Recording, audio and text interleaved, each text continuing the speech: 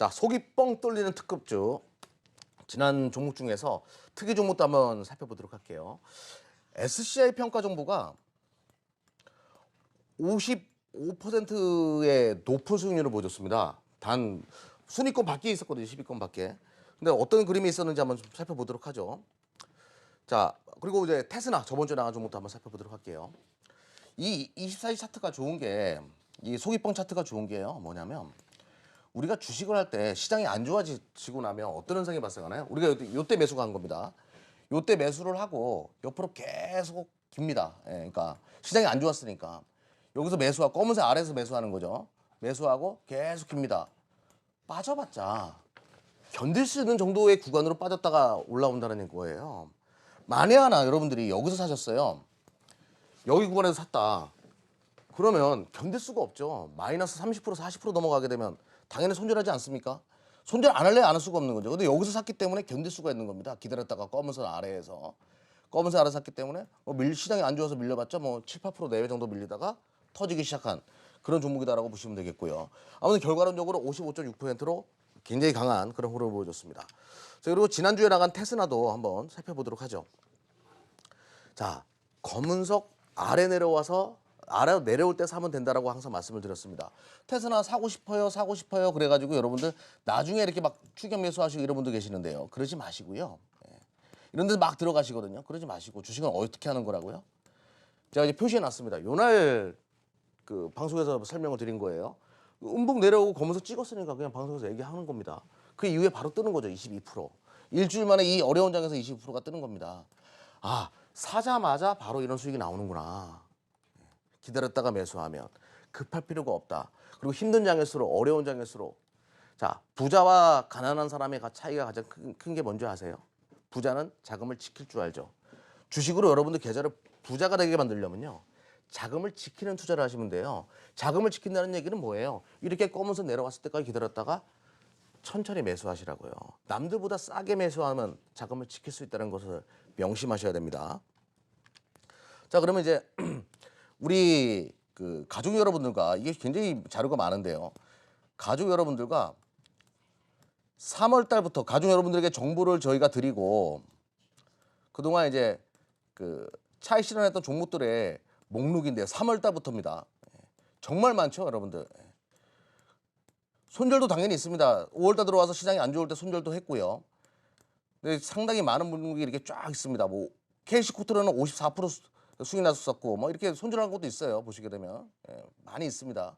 그래서 우리가 지금까지 이제 어제까지 만들어진 최종 그 수익 종목들 정리를 해보니까요. 3월 달부터입니다. 그 손익 확정 종목이 62종목인데 수익 실현 종목이 55종목이고요.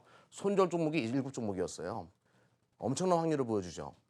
이게 다 어떻게 해서요? 기다렸다가 매수 포인트를 잡아서 검은선 노란색 바탕에 검은선 이하로 내려왔을 때 매수 정보 공유했던 종목입니다. 나갔던 종목들이고요. 이런 결과가 만들어졌다는 거죠.